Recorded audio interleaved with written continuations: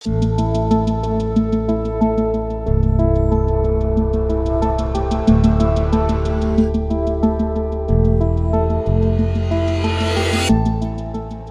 ditemukan kasus penyakit corona di Indonesia pada awal Maret 2020, jumlah orang yang terinfeksi kasus ini terus meningkat.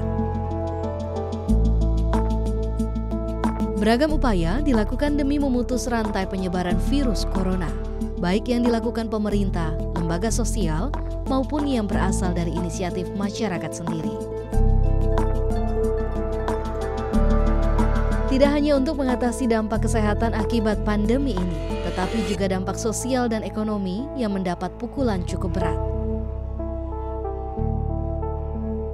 Salah satu lembaga non-profit swadaya masyarakat yang turut aktif dalam upaya penanggulangan itu adalah Yayasan Gerakan Indonesia Sadar Bencana atau GRAISENA. Apa saja yang dilakukan yayasan ini? Simak selengkapnya dalam Filantropi sesaat lagi.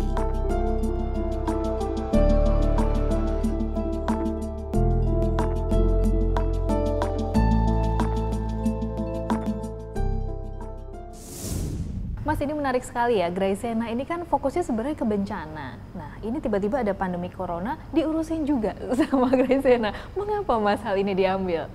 Jadi kan kalau kita tahu itu kan bencana itu kan ada banyak jenisnya ya, ada natural disaster, ada man-made disaster, sama social disaster. Jadi ada beberapa wabah yang dimasukkan dalam kategori bencana alam karena dia memang datang dari alam dan penanggulangannya juga membutuhkan banyak effort. Nah itu jadi karena Yayasan GRAISENA itu fokusnya di penanggulangan, mitigasi bencana dan yang lain-lain, makanya wabah ini kita masukkan dalam program kita. Makanya kalau kita tahu sendiri wabah ini kan juga berada di bawah penanganan di bawah gugus tugas ya. Gugus tugas itu dipimpin oleh BNPB, jadi ya masih masuk dalam kategori kebencanaan.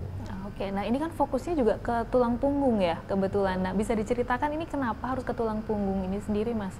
Jadi kan salah satu prosedur protokol kesehatan untuk COVID-19 itu adalah karantina, baik karantina itu mandiri atau karantina di fasilitas instalasi medis. Nah, saat ini ketika seseorang terkena COVID, entah itu statusnya positif atau dia PDP, itu dia harus dilakukan isolasi. Nah, di saat isolasi tersebut, apalagi pekerja-pekerja sektor informal, dia itu sudah tidak bisa mencari nafkah.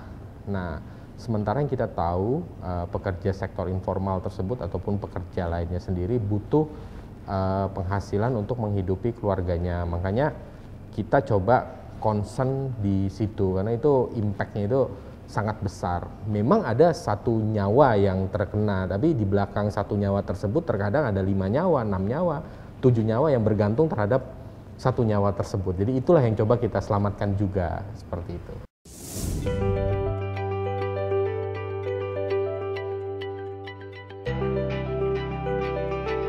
Mulai pertengahan Maret 2020, yayasan yang masuk dalam jajaran tim BNPB atau Badan Penanggulangan Bencana Nasional ini menyalurkan bantuan bagi tulang punggung keluarga yang positif terinfeksi COVID-19.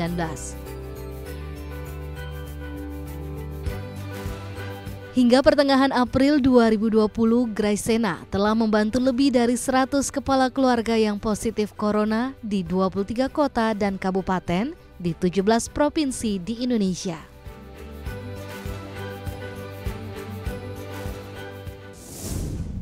Nah menariknya mungkin kita bicara soal GRAISENA-nya sendiri ya Mas ya. Ini kan sebenarnya dari tahun 2013 akhir ya ternyata ya ini dimulai. Betul, jadi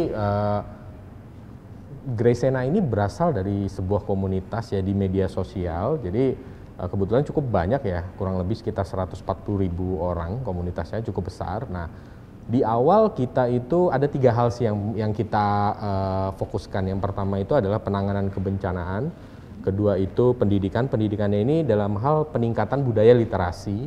Nah, terus yang ketiga itu mengenai tentang sejarah dan kebudayaan. Jadi kita banyak membangun sekolah-sekolah di wilayah terpencil, kita banyak menggaji guru-guru di wilayah terpencil agar masyarakat di wilayah terpencil bisa mendapatkan akses pendidikan dasar. Karena mungkin banyak daerah yang belum belum tersentuh atau belum terpantau oleh pemerintah dengan baik. Jadi sebagai warga negara saya punya kewajiban ke arah sana, ya seperti itu sih. Makanya semenjak 2020 kemarin kita sudah fokus, ya sudah kita akan fokus khusus untuk mengenai masalah kebencanaan, terutama mengenai mitigasi dan respon ketika terjadi bencana. Itu jadi salah satu fokus kita yang utama sekarang ini. Jadi kenapa kita sebutnya Gerakan Indonesia Sadar Bencana? Karena yang seperti kita ketahui saat ini banyak korban jiwa ketika terjadi suatu bencana termasuk wabah dan lain-lain itu karena ketidaktahuan. Nah, jadi makanya kita bilang sadar bencana. Sadar bencana itu penting karena apa? Survival rate kita akan meningkat ketika kita paham bagaimana cara menanggulangi, menghindari, dan bertindak saat terjadinya bencana. Oke, untuk visi misinya seperti apa, Mas? Jadi visi misinya Graysena sendiri, Graysena itu punya visi bahwa kita akan membangun generasi yang kuat, generasi yang sadar bencana untuk menanggapi tantangan milenial di saat ini, di masa yang sekarang ini. Berarti fokusnya untuk teman-teman milenial nih? Betul, karena kita fokus yang utama itu di sana. Karena Indonesia sekarang sedang menerima bonus demografi. Jadi angkatan kerja kita itu lebih banyak, generasi muda lebih banyak.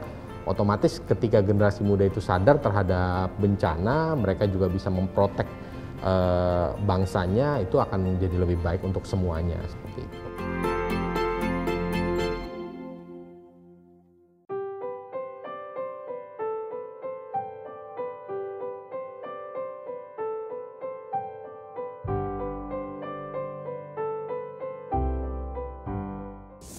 Kita pengen mempersiapkan orang-orang yang di satu sisi mereka sudah punya keinginan yang tinggi untuk membantu sesama, tapi di sisi lain mereka belum memiliki bekal yang memadai. Nah, SMKD ini tujuannya adalah memberi bekal kepada mereka yang udah punya niat baik. Jadi tutor-tutor yang ada di SMKD pun adalah mereka-mereka yang memang bersertifikat gitu. Tidak sembarang orang itu bisa menjadi tutor di SMKD, semacam itu. Yang kita sasar secara garis besar adalah siapapun, perwakilan dari masing-masing daerah. Jadi harapan kita adalah kita punya kader-kader kebencanaan, kader-kader yang orang-orang itu bisa menggerakkan para relawan di masing-masing daerah, sebanyak mungkin daerah di Indonesia. Oke, yang dilakukan untuk mencapai visi misi itu apa saja berarti? Jadi kita punya beberapa klaster ya dalam programnya Graysena sendiri. Klaster utama itu kita punya namanya SMKD. SMKD itu Sekolah Manajemen Keadaan Darurat. Saat ini kita baru yang pertama di Indonesia. Jadi pada prinsipnya semakin banyak orang yang paham, semakin banyak relawan yang mempunyai keahlian, itu akan semakin bagus untuk bangsa ini. Kenapa? Orang Indonesia itu budaya gotong royong, budaya membantunya itu sangat besar. Ya, tapi terkadang tidak disertai dengan kompetensi yang mencukupi. Makanya terkadang banyak relawan yang terjun ke daerah bencana atau relawan COVID sekalipun itu terinfeksi akhirnya kan. Nah, itu contohnya karena mungkin ketidaktahuan dari relawan tersebut. Makanya kita mencoba membentuk suatu standarisasi pengetahuan kompetensi bagi relawan-relawan Indonesia dan masyarakat pada umumnya. Itu salah satu cara kita yang saat ini kita galakan dengan masif melalui SMKD tadi. Oke, selain itu ada apa lagi programnya, Mas? Selain itu kita juga punya beberapa program ya. Jadi kita rutin memberikan edukasi melalui video-video animasi dan infografis dan yang lain-lain. Dan terus kita saat ini sedang dalam proses, kemarin sebenarnya kalau nggak ada wabah COVID ini harus sudah berjalan. Jadi kita dalam proses untuk memberikan 1000 maket bencana kepada sekolah-sekolah dasar. Jadi bentuk maketnya itu ada sungai, ada gunung berapi. Kalau kita pencet nanti dia akan mensimulasikan gunung api itu seperti apa. Terus jadi banjir untuk untuk pembelajaran ya? Karena bencana ini adalah sesuatu hal yang serius. Cuman karena kita balik lagi slogan kita itu cara keren tanggulangi bencana, jadi kita harus membuat sesuatu yang beda berdasarkan pola pikir milenial saat ini gitu, yang mudah harus kreatif, ini harus mudah dicerna oleh segala lapisan umur seperti itu mungkin ya. Nah, kita coba bikin hal tersebut menjadi suatu hal yang keren. Jadi relawan tuh keren loh. Jadi relawan tuh keren, saya bilang kita inginnya tuh seperti itu, bahwa saat ini Indonesia itu memang betul-betul butuh banyak generasi muda yang memang sadar akan bencana, supaya mereka bisa menjadi influencernya di lingkungan masing-masing. Oke, baik. Nah, menariknya juga di sini adalah bagaimana Graysena ini mengurusi mitigasi bencana, tapi bencana itu kan tidak hanya saat terjadi bencana saja, tapi pasca bencana saja. Bisa diceritakan nggak, Mas? Mungkin apa sih sebenarnya yang dilakukan? Jadi saat ini untuk program mitigasi bencana ada yang beberapa hal yang kita lakukan. Yang pertama, kita memberikan hibah dana penelitian ke beberapa peneliti di masing-masing daerah untuk balik lagi seperti yang saya sampaikan sebelumnya, mereka meneliti tentang sejarah kebencanaan di daerah tersebut. Karena balik lagi bahwa bencana ini biasanya membentuk pola yang akan berulang. Jadi orang mungkin banyak yang bilang itu ramalan, itu kamu tidak boleh meramal itu, tapi bencana itu akan terjadi gitu kan. Bencana itu terjadi, bencana itu bisa diprediksi akan terjadi, tapi kita tidak bisa memprediksi kapan waktunya. Itu adalah salah satu ciri khas bencana. Ada juga mitigasi yang kita lakukan dengan cara membangun infrastruktur kebencanaan. Jadi tahun 2021 itu kita punya fasilitas pembibitan skala besar. Jadi kita berharap tahun 2021 kita bisa membagikan 1 juta bibit pohon secara gratis untuk seluruh masyarakat Indonesia. Yayasan Graysena itu memiliki beberapa fokus kerja. Satu, fokus kerja untuk kita mensuplai kebutuhan para medis gitu. Kayak kita beberapa kali memberikan bantuan untuk tenaga medis, entah itu berupa sarung tangan, hazmat, hand sanitizer, alkohol, dan kebutuhan-kebutuhan medis lainnya. Itu yang pertama. Yang kedua, kita juga fokus untuk memberikan bantuan berupa pemenuhan kebutuhan pokok untuk orang yang terdampak COVID. Terdampak COVID ini maksudnya PDP ya, pasien dalam pengawasan. Dan yang ketiga, itu kita memberikan bantuan berupa paket sembako kepada warga terdampak. Ini cakupannya jauh lebih luas daripada konsen kita yang kedua. Oke, lalu untuk di Indonesia sendiri, Mas, selama Graysena juga mungkin melakukan penelitian gitu ya, sudah seberapa jauhkah anak-anak muda, anak-anak milenial ini sadar akan mitigasi bencana itu sendiri? Jadi, persentasenya mungkin.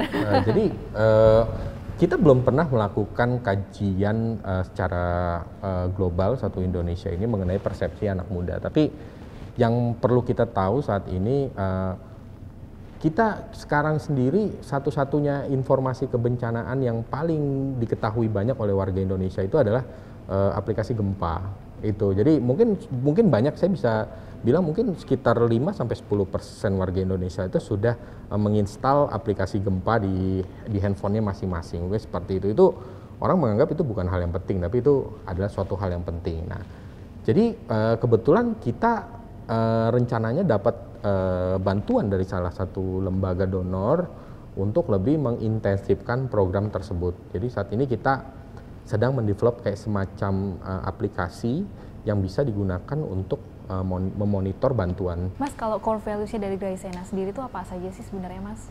Jadi core value-nya dari Graysena itu pertama, orang-orang yang terlibat di Graysena adalah orang-orang yang cukup kompeten di bidangnya, karena rata-rata background-nya itu adalah dari manajemen bencana, jadi baik secara pendidikan ataupun secara pengalaman dia di dunia kerja dan yang lain-lain, itu tidak jauh dari bidang tersebut.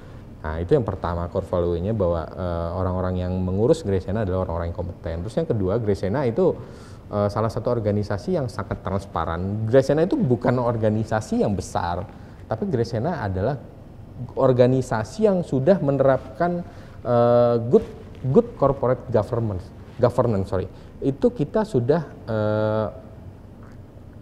mendapat rating karena kita sudah diaudit oleh kantor akuntan publik untuk keuangannya, itu transparansi. Terus yang ketiga, Graysena itu selalu membantu sesuatu hal itu yang beda dibandingkan organisasi atau lembaga lain. Contoh sederhana, salah satu bentuk perbedaan bantuan dari Graysena yang tidak terpikirkan oleh orang banyak. Kalau komunitas yang dikelola Graysena itu kita menganggapnya kita harus membudayakan hidup boros. Kenapa?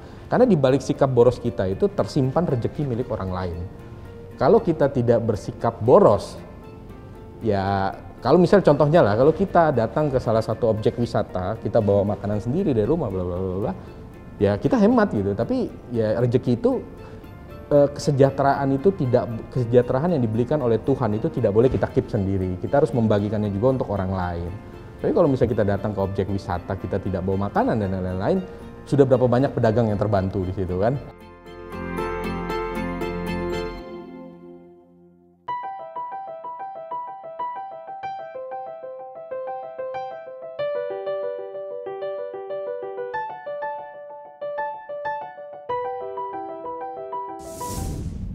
Mas, gimana sih ceritanya bisa menemukan seorang tokoh favorit? Tadi salah satunya adalah Siddhartha Gautama. Lagi suka baca-baca buku sejarah gitu atau lagi apa sih Mas sebenarnya?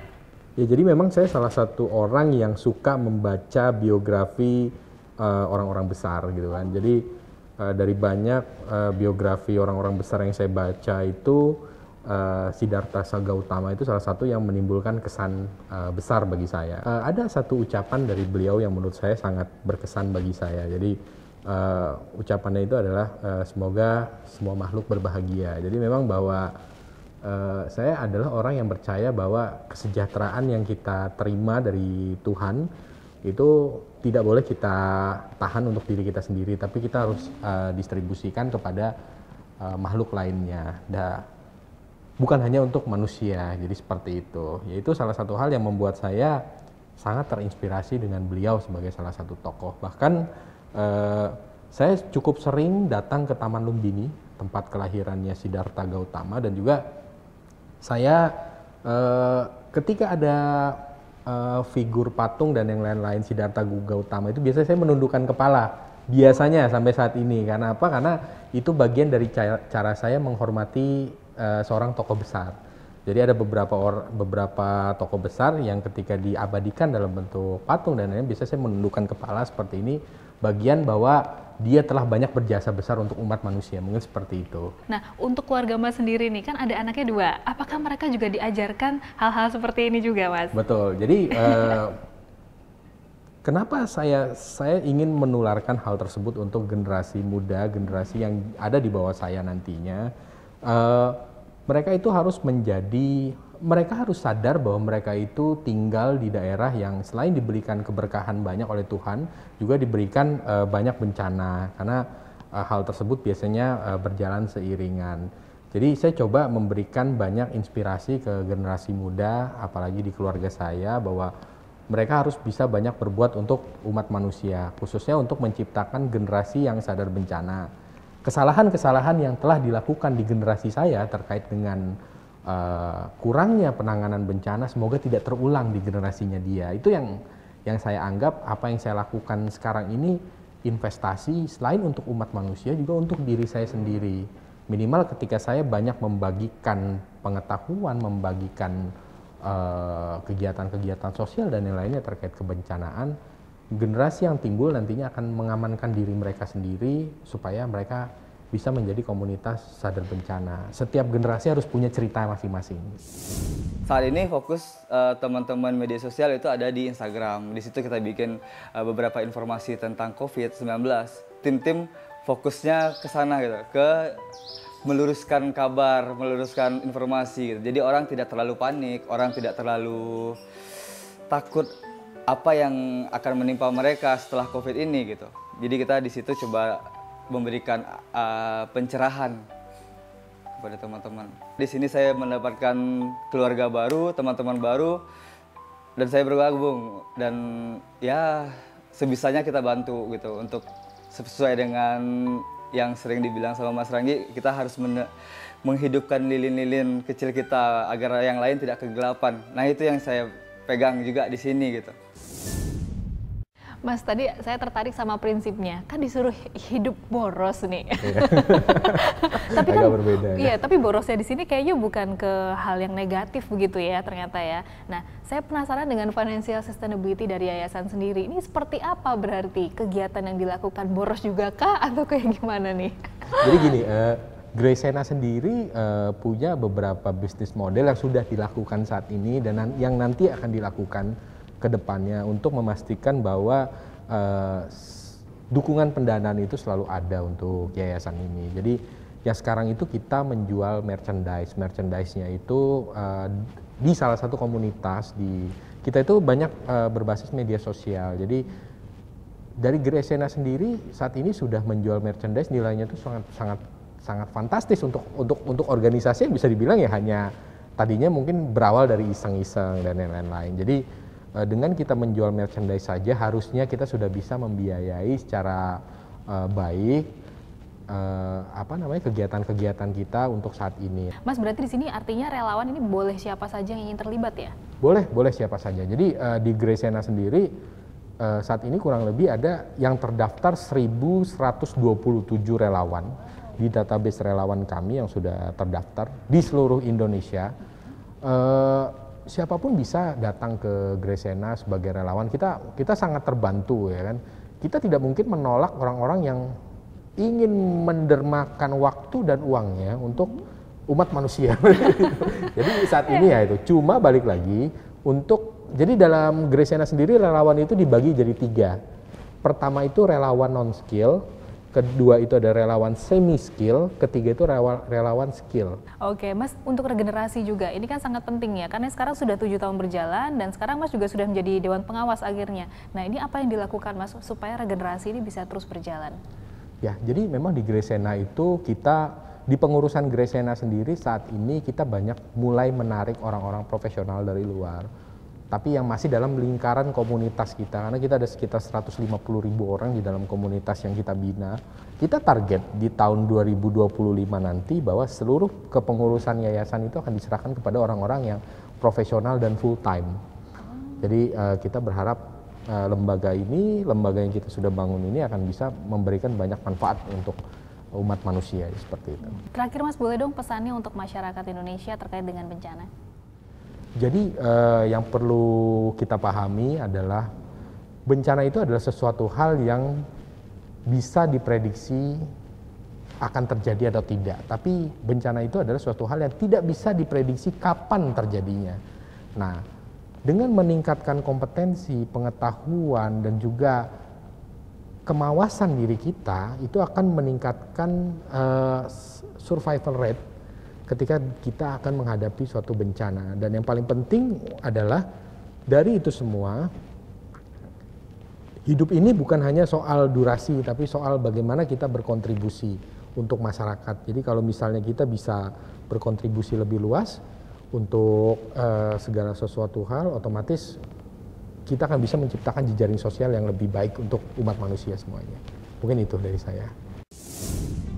Gresena mengajak seluruh masyarakat, khususnya anak muda, dengan cara keren menanggulangi bencana. Mereka melakukan misinya dengan mempertimbangkan beberapa aspek seperti sejarah, budaya, dan kebutuhan nyata di masyarakat. Demikian Filantropi edisi kali ini. Saya Melissa Gilbert mengucapkan terima kasih atas perhatian Anda dan sampai jumpa.